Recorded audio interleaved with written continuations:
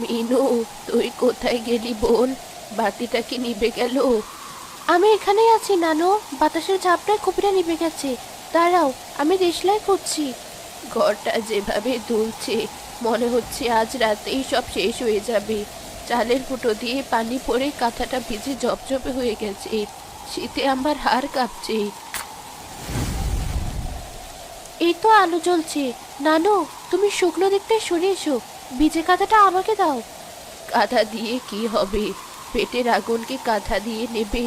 কাল থেকে পেটে একটা দানা পড়েনি। তোর মুখটা শুকিয়ে আমসি হয়ে গেছে। আমাকে মিথ্যে বলে নিজের ভাগের ভাতটা কেন খাওয়ালি দুপুরে?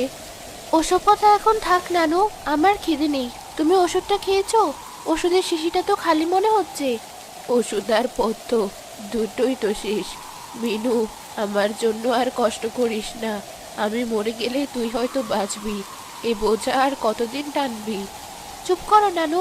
খবরদার মরণের কথা মুখে আনবে না। আমার মা বাবা নেই, ভাই বোন নেই। তুমি ছাড়া এই দুনিয়ায় আমার আর কে আছে? আমি কাল সকালে শিকদার মহাজনের বাড়িতে যাব। শুনেছি ওরা উঠোন ঝাড়ু দেওয়ার লোক হচ্ছে। শিকদার? ওই লোকটা তো মানুষ না, রক্ত চোষা। ওর কাছে যাস না বোন, ওর নজর ভালো না। উপায় তো নেই নানু, ঘরের চাল ঠিক করতে হবে। তোমার ওষুধ আনতে হবে। সৃষ্টিকর্তার ভরসা, আমি ঠিক ব্যবস্থা করব। তুমি এখন একটু ঘুমানোর চেষ্টা করো। আমি সারা রাত জেগে পানি সেচবো।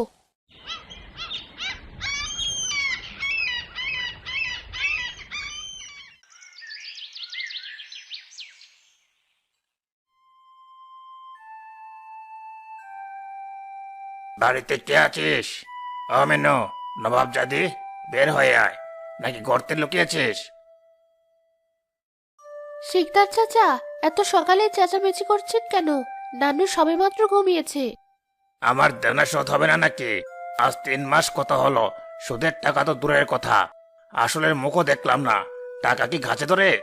চাচা বিশ্বাস করুন, নানুর ওষুধের খরচ চালাতে গিয়ে হাতে একটা পয়সাও নেই। ঝড়ে ঘরটার যা অবস্থা হয়েছে। আমাকে আর 2 দিন সময় দিন। আমি কাঠ কুড়িয়ে বাজারে বিক্রি করে আপনার কিছু টাকা শোধ করে দেব। হ্যাঁ হ্যাঁ হ্যাঁ, কাঠ করিয়ে জঙ্গলের পচা কাঠ বিক্রি করে তুই আমার 10,000 টাকা শোধ করবি? শোন মেয়ে, সোজা কথায় কাজ হবে না। কাল সন্ধ্যার মধ্যে টাকা না পেলে এই ভিটে আমি দখল করব।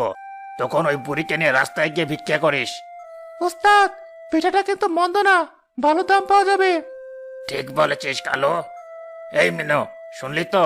কাল সূর্যাস্ত, ব্যাস, এটাই শেষ কথা। টাকা দিবি নইলে ঘর ছাড়বি। বাবা শিকদার, তুমি তো এই গ্রামেরই সন্তান। একটু দয়া করো। মিনু ছোট মানুষ। চুপ কর বুড়ি, দয়া দিয়ে সংসার চলে না। ব্যবসা ব্যবসায়ী। চল কালো, অন্য পাড়ায় যাই।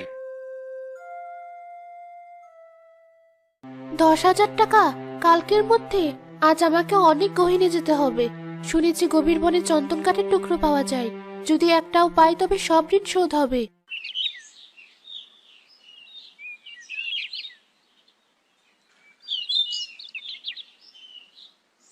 উফ, গ্রামটা আর দেখা যাচ্ছে না। এখানকার গাছগুলো এত ঘন যে সূর্যের আলোও ঢুকছে না। গা ছমছম করছে, কিন্তু ভয় পেলে চলবে না। আমাকে কাঠ পেতেই হবে। এ কি? কিসের আওয়াজ? মনে হচ্ছে কেউ কাঁদছে। মানুষের গলা তো নয়। কোনো প্রাণী কি বিপদে পড়লো? আওয়াজটা ওই বড় ঝোপের দিক থেকে আসছে। কি সুন্দর পাখি! কিন্তু একই অবস্থা, পুরো শরীরটা কাটার লতাগুলোতে আটকে গেছে। ডানা দিয়ে রক্ত পড়ছে। আহারে, কি কষ্টই না হচ্ছে তোমার। ভয় পেও না ছোট্ট বন্ধু, আমি তোমাকে মারবো না। আমি তোমাকে বাঁচাতে এসেছি। কিন্তু কাঁটাগুলো তো খুব বিষাক্ত মনে হচ্ছে। উফ, আমার হাতেই কাঁটা ফুটে গেল, রক্ত পড়ছে। কিন্তু তাতে কিছু হবে না। তোমার মুক্তিটা বেশি জরুরি। এই তো, আর একটু। যাও, তুমি মুক্ত।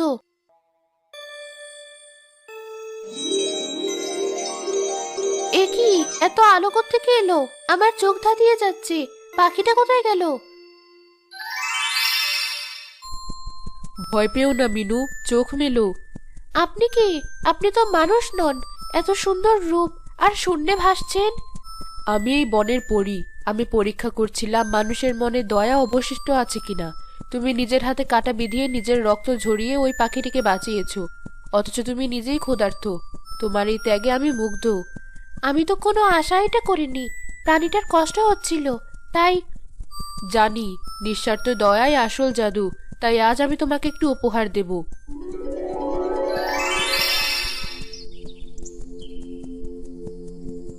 ও মা, এটা কি? একটা সোনালী হরিণ। ওর শিংগুলো তো চকচক করছে। এর নাম কনক। আজ থেকে কনক তোমার বন্ধু, তোমার ভাই। এই হরিণ সাধারণ কোনো প্রাণী নয়। যখন তোমার খুব অর্থের প্রয়োজন হবে, কনক তার ডান পায়ের খুর দিয়ে মাটিতে আঘাত করবে, আর সেখান থেকে সোনার মোহর বের হবে।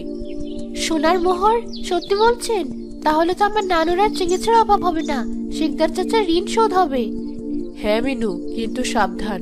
আমার 3টি শর্ত আছে, খুব মন দিয়ে শোনো। 1, এই জাদুর কথা তুমি আর তোমার নানি ছাড়া কাউকে বলতে পারবে না। 2, নিজের বা অন্যের চরম বিপদ ছাড়া লোভে পড়ে কখনো জাদুর ব্যবহার করবে না। 3, যদি কখনো অসৎ উদ্দেশ্যে কনককে ব্যবহার করা হয়, তবে কনক চিরতরে হারিয়ে যাবে। আমি কথা দিচ্ছি পরি, আমি কখনো লোভ করব না। আমি শুধু আমাদের প্রয়োজনটুকু মেটাবো আর গরিবদের সাহায্য করব। মনে রেখো মিনু, লোভ মানুষকে অন্ধ করে দেয়। বিদায়। আয় কনক, আমার কাছে আয়। আজ থেকে তুই আমার পরিবারের একজন। চল, বাড়ি চল।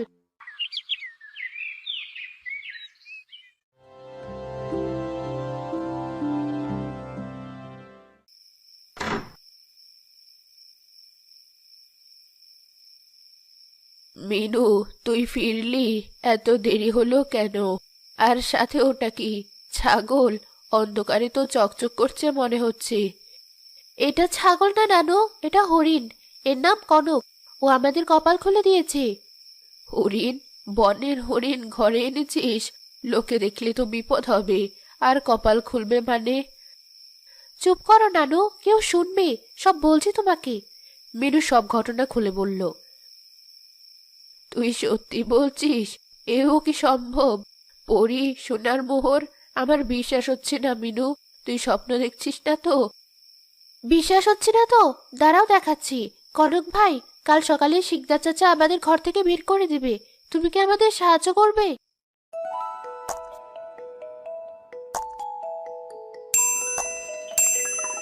এগুলো তো সত্যি সত্যি সোনার মোহর। মিনু, তুই এ কি জাদুর চিরাগ পেলি? দেখেছো নানু, আর আমাদের না খেয়ে থাকতে হবে না। কাল সকালে আমি শহরে গিয়ে এগুলো বিক্রি করব। তারপর শিকদার চাচার সব ঋণ শোধ করে দেব। কিন্তু মনে রেখো, কাউকে বলা যাবে না। পাগল হয়েছিস? জানাজানি হলে তো ডাকাত পড়বে। আমরা খুব সাবধানে থাকবো। কনক বাবা, তুমি আমাদের বাঁচালে।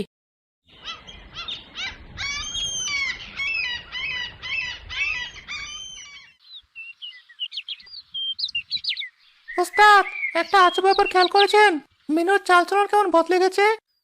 তোর ওই ভিখারি মিনুর আবার চাল চলন। আমার দেনার টাকা শোধ করতে গিয়েই তোর জান শেষ হয়ে যাওয়ার কথা, কিন্তু শয়তানটা সেদিন ঠিকই 10,000 টাকা আমার মুখের উপর ছুঁড়ে মারলো। শুধু ধ্যানে শোধ না ওস্তাদ, গতকাল দেখলাম মিনু ওর ঘরের চাল ঠিক করাচ্ছে। নানিকে শহরে বড় ডাক্তার দেখিয়েছে। এমনকি আজ শুনলাম গ্রামের এতিমখানায় 1 বস্তা চালও দান করেছে। কি বললি? 1 বস্তা চাল? কাঠ কুড়িয়ে এত টাকা পাওয়া অসম্ভব। নিশ্চয়ই কোনো গুপ্তধন পেয়েছে। আমি একটা কথা বলি, মিনু নাকি বাজার থেকে রোজ বড় মাছ মুরগি কিনে নেয়। ওর হাতে কাঁচা টাকা। হুম, ডাল মে কুছ কালা হ্যায়। মিনুর মতো পিচ্চি মেয়ের হাতে এত টাকা মানায় না। এর আসল রহস্য আমাকে বের করতেই হবে। হ্যালো, আজ রাতে আমার সাথে থাকবে। কি করবেন ওস্তাদ? আজ রাতে মিনুর বাড়িতে হানা দেব, আড়ি পাতবো, দেখবো টাকার উৎসটা কি। যদি গুপ্তধন হয় তবে তার মালিক হব আমি, মকবুল শিকদার।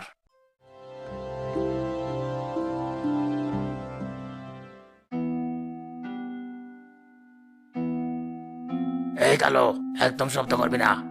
ওই জানালাটা একটু ভাঙা আছে, এখান দিয়ে সব দেখা যাবে। ওস্তাদ, দেখেন দেখেন, ঘরের ভেতর একটা হরিণ। হরিণটা তো কেমন অদ্ভুত সুন্দর। কনক, পাশের বাড়ির সকিনা খালার মেয়ের বিয়ের টাকা জোগাড় হচ্ছে না। ওরা খুব বিপদে আছে। তুমি কি একটু সাহায্য করবে ভাই?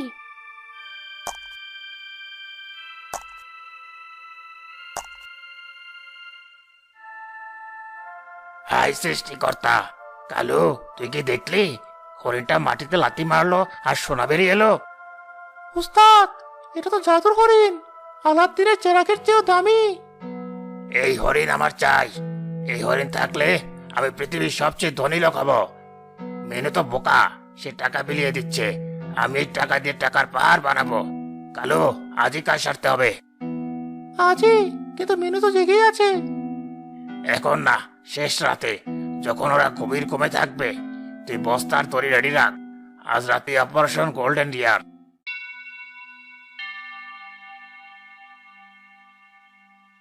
কালু, পা টিপে টিপে আয়। বুড়ি আর মেনু মরার মতো ঘুমাচ্ছে। ওই দেখ, হরিণটা কোনায় শুয়ে আছে। ওস্তাদ, হরিণটা যদি চেঁচামেচি করে? চেঁচাবে না। এই দেখ, ক্লোরোফর্ম মাখানো কাপড়, নাকের কাছে ধরলেই বেহুশ। ধর ওটাকে।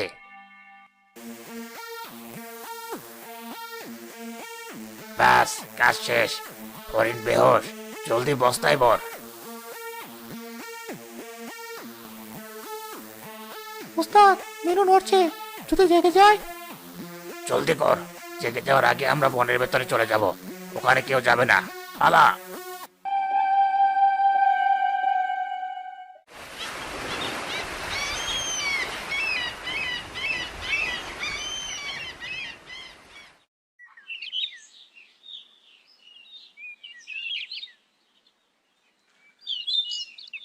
কনক, ওঠ ভাই, সকাল হয়ে গেছে।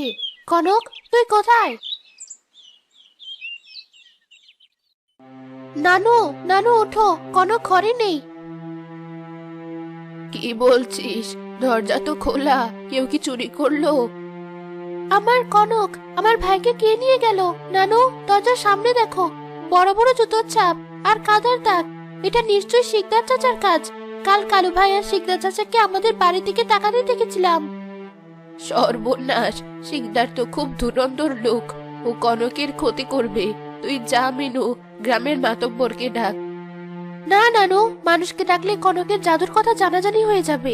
পরে নিষেধ করেছেন। আমি একাই যাব। জুতোর ছাপ যেদিকে গেছে আমি সেদিকে যাব। একা যাস না বোন, বিপদ হবে। আমার কনকের জন্য আমি সব করতে পারি। সৃষ্টিকর্তা আমার সহায় আছেন। তুমি দোয়া করো।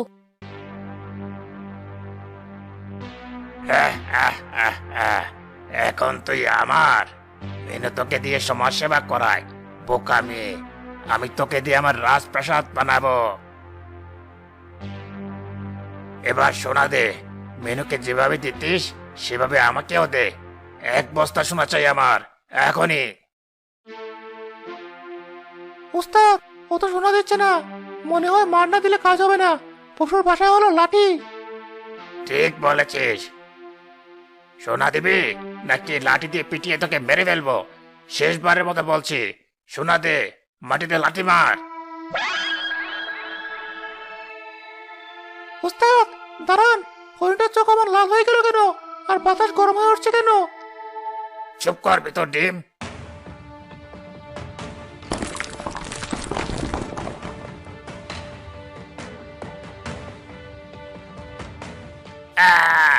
এগুলো কি? কাটা গাছ? সাপের মতো আমার পায়ে পেঁচে যাচ্ছে। ছাড়, ছাড় আমাকে। ওরে বাপরে, আমাকে ধরে ফেলেছে। ওস্তাদ, বাঁচান, কাঁটাগুলো শরীরে ঢুকে যাচ্ছে, রক্ত পড়ছে। মরে গেলাম। কে আছিস? বাঁচা। মেনু, কেউ আছিস? কনক, কনক, আমি এসেছি। মেনু মা, আমাদের বাঁচা। এই রাক্ষসে গাছ আমাদের পিষে মেরে ফেলছে। আমি নিঃশ্বাস নিতে পারছি না। শিকদার চাচা, আপনি কনককে চুরি করেছেন? লোভে পড়ে এই কাজ করলেন? ছি! আমি ভুল করেছি মা। আমি শয়তানের দোকায় পড়েছিলাম। আমাকে ক্ষমা করে দে। আমি মরে গেলাম। কনক, দয়া করে শান্ত হও। শিকদার চাচা ভুল করেছেন, কিন্তু তাকে মেরো না। জাদুর চেয়ে মানুষের জীবন অনেক বড়। ওকে ছেড়ে দাও ভাই। কনক, আমার দিকে তাকাও। তুমি তো আমার বন্ধু। বন্ধু কি কখনো খুনি হতে পারে? আমরা দয়া দেখিয়েছি, আজও দয়া দেখাবো। পরে বলেছিলেন অসৎ উদ্দেশ্যে জাদু ব্যবহার করলে তুমি হারিয়ে যাবে। কিন্তু তুমি যদি ওদের মেরে ফেলো তবে তুমিও যে খুনি হয়ে যাবে। ওদের ক্ষমা করে দাও।